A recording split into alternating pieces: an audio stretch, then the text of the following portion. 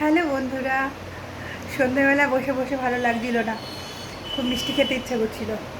এখন বাইরে বেরোতে পারছিলাম না, যাবো না, ভালো লাগছে না, তাই কী করবো, অর্ডার করলাম। কী মিষ্টি অর্ডার করলাম দেখো তোমরা, আমি কীরকম মিষ্টি প্রেমী সেটা দেখো। দেখো, গোলাপ জামুন অর্ডার করেছি, তারপরে অর্ডার করেছি এই যে রসমালাই, আমার ফেভারিট।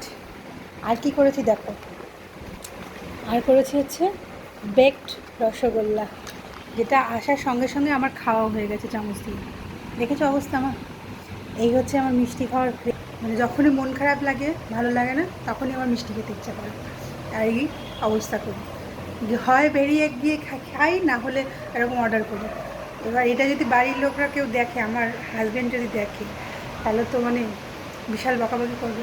কী করো, অসুবিধা নেই, মিষ্টি তো আমি খাবোই, মিষ্টি না খেয়ে আমি বাঁচতে পারবো না।